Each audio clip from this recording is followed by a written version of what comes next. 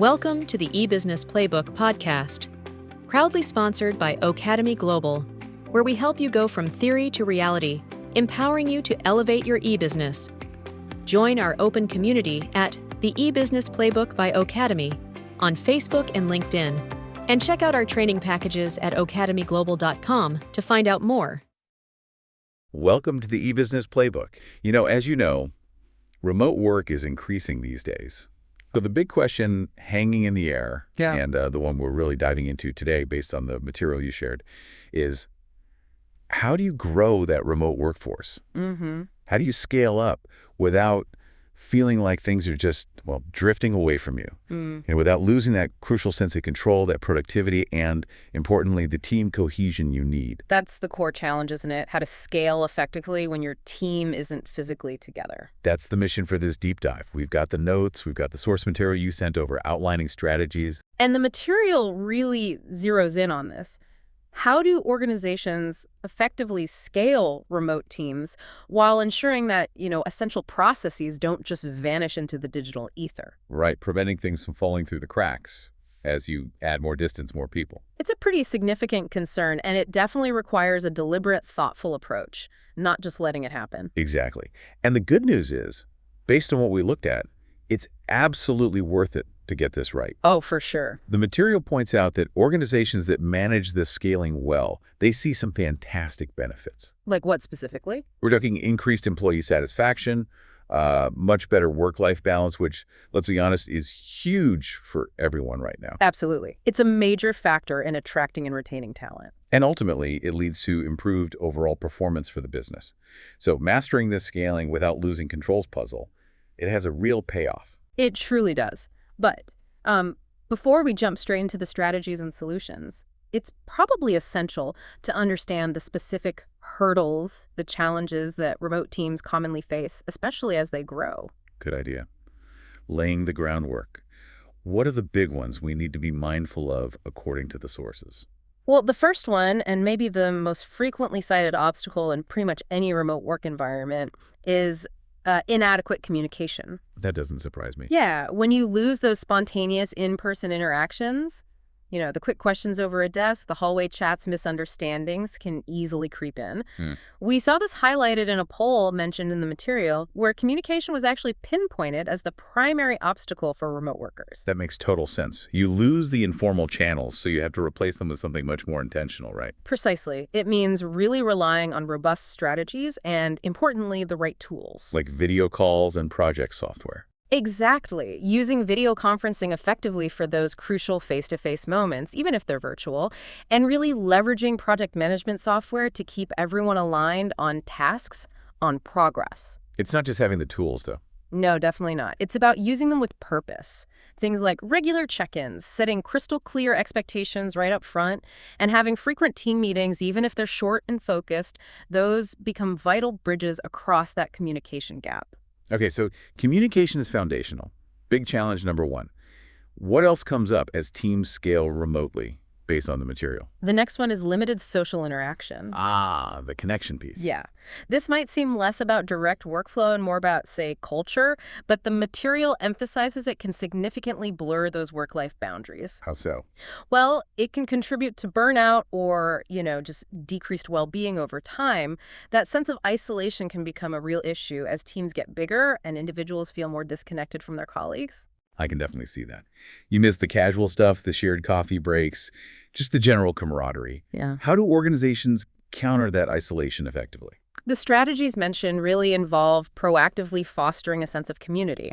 It's not passive. Okay. This includes things like encouraging flexible schedules to help people manage those boundaries better, maybe implementing wellness programs that promote work-life balance. Little nudges towards well-being. Right, and setting up virtual events or team bonding activities specifically designed to, mitigate that isolation and boost morale.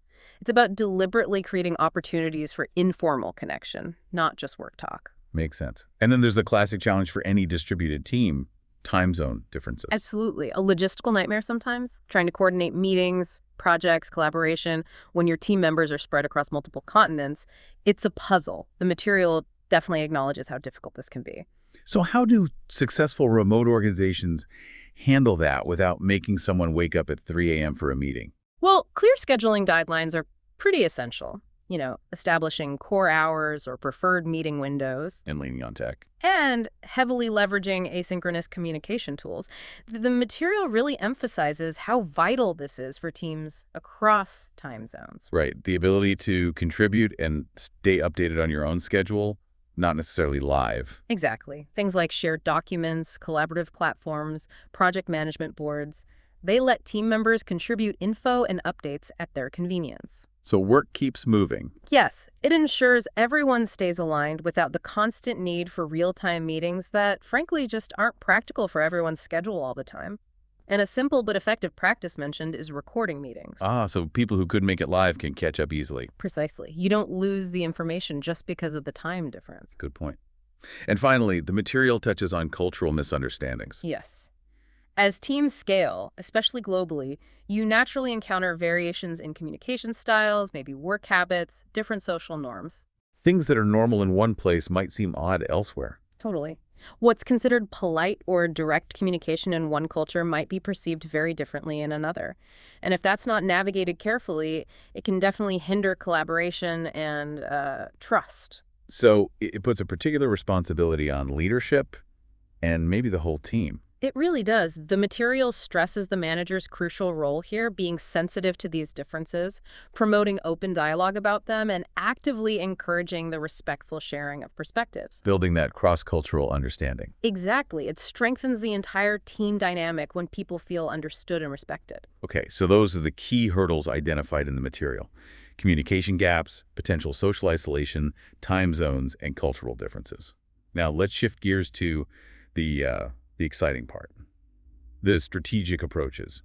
How do organizations tackle these and actually scale successfully? Right. This is where we see how companies build resilience into their remote operations. A primary strategy highlighted is cultivating a strong remote company culture. Why is culture so critical remotely? Well, the material emphasizes it's essential because it creates that vital sense of belonging, that shared purpose, which is a huge driver of productivity and satisfaction, even when people are physically apart. Maybe especially when they're apart. Okay, so how do you intentionally build that culture when you're not all sharing an office space? It seems harder.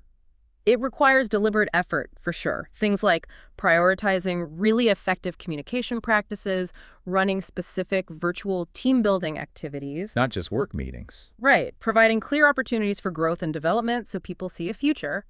And crucially, scheduling regular virtual meetings and even social events specifically designed to help remote employees build meaningful connections with each other, not just talk about tasks. So culture isn't just a nice byproduct. It's something you actively construct piece by piece. What's another core strategic pillar mentioned? A big one is emphasizing results over hours worked. The shift from presenteeism to outcomes. Exactly. This represents a significant shift for many businesses, maybe a difficult one. But the material highlights that successful remote companies really adopt a results-oriented approach. How does that work in practice? By setting clear, measurable, and achievable objectives, you empower employees to manage their own schedules to meet those goals. This naturally fosters accountability, but also supports a healthier work-life balance. And the material notes that this focus on outcomes, rather than just logging hours, often leads to greater job satisfaction and productivity. Makes sense. It's about trusting people to deliver. It fundamentally shifts the focus from maybe surveillance to trust and empowerment.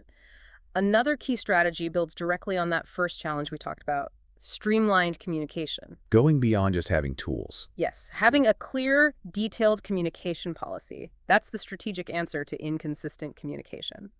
The material suggests outlining expectations for different methods. Like what? For instance, maybe emails are for more formal communications or external stuff. Instant messaging is for quick questions or updates, and you use regular video meetings for those critical project alignment discussions. So everyone's on the same page about which tool to use for what kind of interaction. No guessing. Precisely. It clarifies processes and drastically reduces misunderstandings, especially as the team grows and new people join. And hand in hand with that policy is deliberately utilizing asynchronous communication. We touched on this for time zones, but it's broader. Yes, the material calls it vital for teams spread across different time zones or even just different schedules within the same zone. People need flexibility. Right. Enabling contribution and collaboration without needing everyone to live simultaneously. Makes sense. Yeah, tools like shared documents, collaborative platforms, sophisticated project management tools, they allow team members to update info, provide input, move projects forward at their convenience. So progress keeps happening efficiently. Right, without overwhelming people with constant real-time demands and meeting fatigue. How about ensuring everyone understands what they need to do and by when? Accountability piece. That falls under the strategy of maintaining engagement and clarity. The material really stresses the critical need for regular check-ins, consistent status updates, and structured feedback loops. Keeping the lines open. Exactly. Setting crystal clear expectations on deliverables, deadlines, and performance metrics is key to keeping remote employees focused, accountable, and aligned with team goals. Using performance management software can also provide structure here. And leadership styles need to evolve too, right? You can't just manage remotely the same way you did in the office. Absolutely not. It requires a different mindset, different skills. The material discusses adapting leadership styles. What does that look like? Effective remote leadership emphasizes giving employees more autonomy, fostering genuine empathy, really understanding their situation, and being highly approachable. Leaders need to build frameworks and provide support so employees can thrive independently. Less direct oversight, more enablement. Exactly, rather than defaulting to traditional oversight methods that just don't work as well or can feel intrusive remotely. Finally, the material highlights prioritizing employee well-being as a core strategy. Not just an HR thing, but strategic. Which is absolutely vital, particularly as teams scale and the potential for isolation or burnout increases. So what does that involve practically? It means actively promoting work-life balance practices, making an effort to recognize individual contributions, and the material notes this includes acknowledging non-work-related achievements too. Oh, interesting, like personal milestones. Yeah, celebrating personal news, acknowledging efforts outside of just project work. It reinforces feeling valued as a whole person, and encouraging personal connections among team members is part of it too. So addressing well-being directly enhances morale, reduces turnover. Plus productivity during those periods of growth. It's interconnected. Okay, so we've covered the underlying challenges and the broad strategic approaches. Now let's zero in on that central theme for many business owners listening. Maintaining control in this distributed environment. How do you ensure accountability and oversight without undermining the trust you're trying to build? Yeah, that's the balancing act.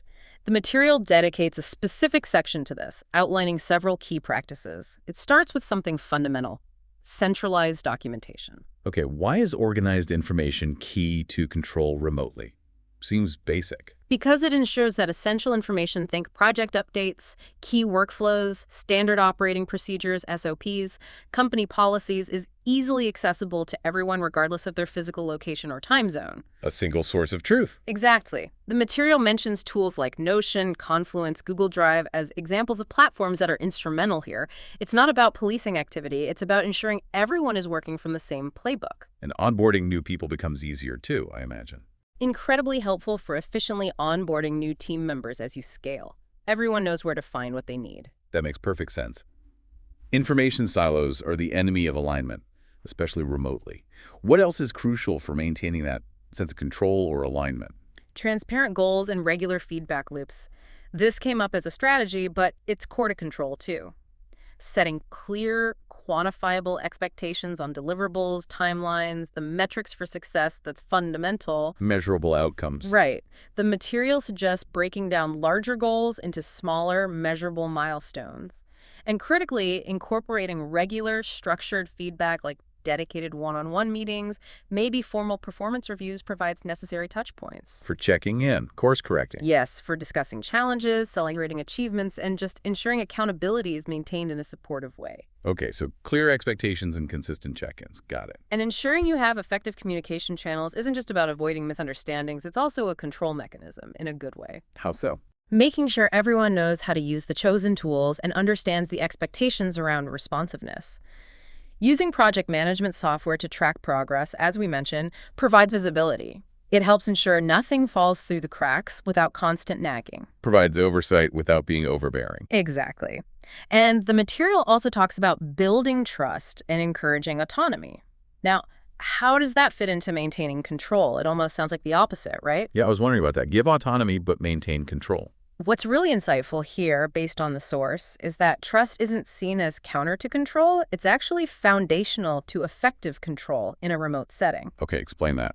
Leaders build trust by fostering open discussions, being transparent themselves, acknowledging improvements in efforts, not just jumping on mistakes. The material argues that encouraging asynchronous communication helps keep everyone informed without needing constant, maybe overwhelming, real-time oversight. So trust enables better information flow.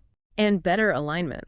Prioritizing clarity in communication, avoiding jargon, maybe using visual aids, documenting decisions clearly minimizes misunderstandings. And that helps maintain alignment across the team, which is a form of control, ensuring everyone is pulling in the same direction towards those shared objectives. Okay, so it's control through alignment, clarity, and empowered contribution, rather than control through constant watching. That makes more sense. Exactly. And finally, related to that, organizational transparency plays a significant role. Being open about what's happening. Yes. The material emphasizes clearly and openly communicating things like project statuses, key decisions, any changes that impact the team. This actively prevents those information silos from forming. Which builds trust. Right. It builds trust across departments, encourages collaboration, and allows the entire organization to react more swiftly and cohesively to changes or challenges. Okay, so centralizing information, being crystal clear on goals, using communication channels effectively, building trust, and being transparent. Those are the key levers for maintaining alignment and accountability, which is how you control things effectively remotely. That's a great summary of what the material outlines. Now let's get really practical. What are the day-to-day best practices for communication and collaboration that actually support all of these strategies we've talked about? The nuts and bolts. Okay, yeah. The material lists several practical points for daily operations. It starts, maybe unsurprisingly, with choosing the right technology. That seems obvious. But what's the specific advice there? Well, it's not just about having any tools. It's about selecting tools that are secure, reliable, and critically user-friendly for all the different technical skill levels you might have on the team. Needs to work for everyone. Exactly. The material mentions platforms like Slack for instant messaging, maybe Trello or Asana for project tracking, and Zoom or similar for video conferencing as essential components of an integrated tech stack. Tools that work well together. And once you have the tools, then what? Just throw them at people. No. The next step is providing comprehensive training and resources. Simply having the tools isn't enough. People need to know how to use them well. Exactly. Employees need to know how to use them effectively and integrate them into their daily workflows. The material stresses investing in this digital literacy. And, relatedly, ensuring remote employees have access to quality equipment, good internet, ergonomic setups that significantly impacts their productivity and satisfaction too. Okay, so the tech and knowing how to use it. How about ensuring information flows freely day to day? That's about encouraging knowledge sharing. The material recommends using centralized cloud storage platforms like Google Drive or Microsoft OneDrive for easy document collaboration and access. Making things easy to find and share. Right. But beyond just the tools, it's about fostering a culture where people feel comfortable and are actively encouraged to share knowledge, document processes, and make information easily accessible to others. Not hoarding information. Regular video conferencing came up earlier as a strategy, but it's listed as a daily best practice too. Absolutely. Regular video conferencing is highlighted as a vital practice. It's not just for formal meetings. Why so important day to day? Well, it's not just about conveying information efficiently. It's crucial for fostering rapport and building trust. Seeing faces provides those visual cues that replicate some aspects of in-person interaction. It just enhances understanding and engagement compared to only using text. And establishing some ground rules for how everyone communicates daily. Definitely. Setting clear communication guidelines. The material suggests establishing expectations for things like response times. Like respond within 24 hours. Exactly, something like that. Aiming to acknowledge messages within a certain time frame. This simple practice prevents frustration, manages expectations, and ensures team members feel their communications are seen and respected. Prevents people feeling ignored. Right.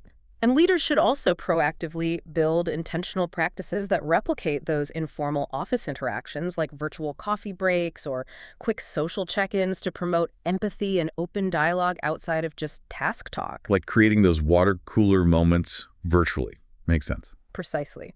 Then there's consistently implementing project management tools like Asana, Trello, or whatever works for the team. How do these help day to day?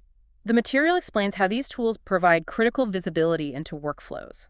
They clearly define goals, deadlines, individual responsibilities, and by doing that, they greatly facilitate accountability across the distributed team on a daily basis. These tools provide that bird's eye view without needing to constantly interrupt people for status updates, right? Exactly. They offer structure and transparency automatically.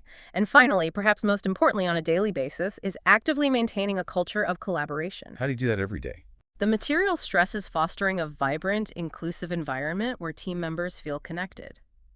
This means encouraging open communication channels where people can easily share updates, insights, maybe even non-work-related news if appropriate. Keeping things open and friendly. Yes, and having regular informal opportunities for connection helps build that sense of community, which is absolutely essential for successful remote and hybrid teams to thrive day in, day out.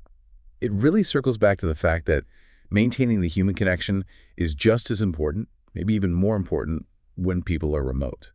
Which brings us neatly to the human element, employee satisfaction and well-being in this remote context. Yeah, this is such a critical piece of the puzzle. And the material highlights that remote work, when done well, can actually have a significantly positive impact on psychological well-being and work-life integration for many people. Because of the flexibility. Largely, yes. Due to the inherent flexibility it offers, the ability to control one's environment and schedule can reduce a lot of traditional office stressors. And as we touched on earlier, work-life balance is often cited as a major benefit people seek from remote work. It truly is. And the results-oriented approach we discussed directly supports this, as the material mentions.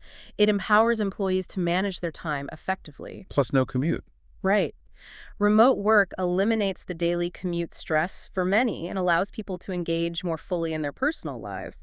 But organizations need to actively support this. How? By promoting clear boundaries, encouraging regular breaks throughout the day, like actually taking them and ensuring employees feel comfortable taking adequate time off without feeling guilty. How about keeping people feeling valued and connected to the organization itself, not just their immediate tasks? That's where employee engagement and recognition come in. The material explicitly links consistent engagement to overall satisfaction and well-being. So, feedback and appreciation. Exactly. Providing regular feedback and recognizing contributions are key drivers of engagement. And a specific detail noted in the material is that recognizing non-work-related achievements. We mentioned this briefly. Yes, celebrating milestones, personal news, or just general well-being efforts that can significantly reinforce an employee's sense of being valued as a whole individual. It contributes to a healthier and more engaged remote workforce. That's a really valuable point. It's about seeing and appreciating the whole person, not just the productivity unit cranking out work. But remote work isn't entirely without its downsides for well-being, is it? The material acknowledged challenges. No, it definitely presents challenges. The material acknowledges issues like increased social isolation for some and the difficulty in truly unplugging at the end of the day. The always-on mentality. Exactly. Which can contribute to significant burnout risks if it's not actively addressed by the individual and the organization. So what's the employer's responsibility or role in mitigating those risks, according to the sources? The material encourages employers to be proactive here, to implement support strategies. Such as? This means actively promoting mental health resources that might be available to employees, making it culturally clear that taking regular breaks throughout the day is expected and encouraged, not frowned upon. Setting the right tone from the top. Yes, and ensuring employees have easy access to the necessary tools and support they need to manage their workload and their well-being effectively.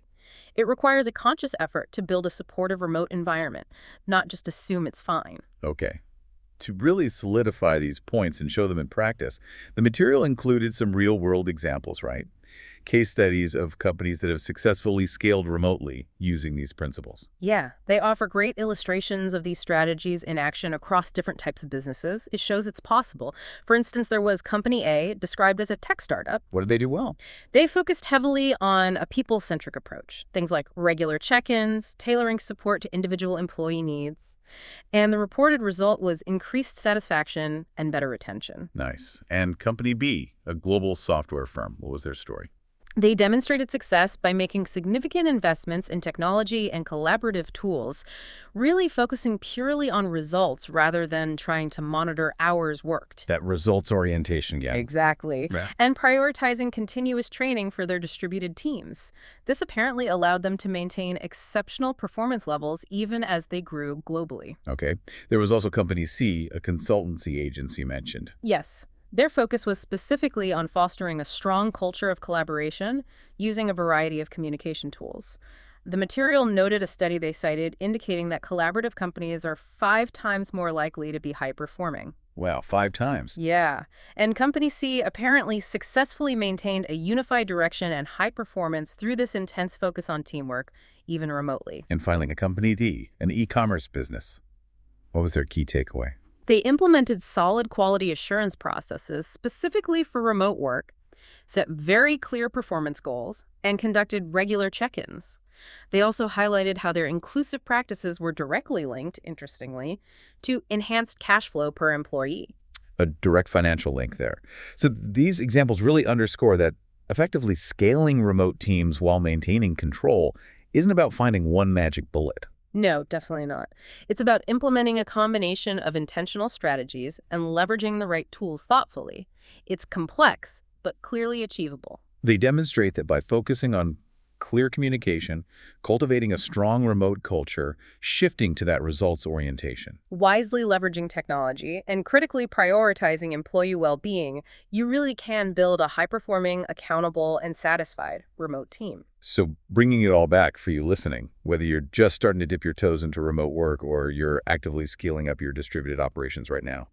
The strategies and practices we've explored from this material provide an incredibly valuable roadmap, wouldn't you say? Absolutely.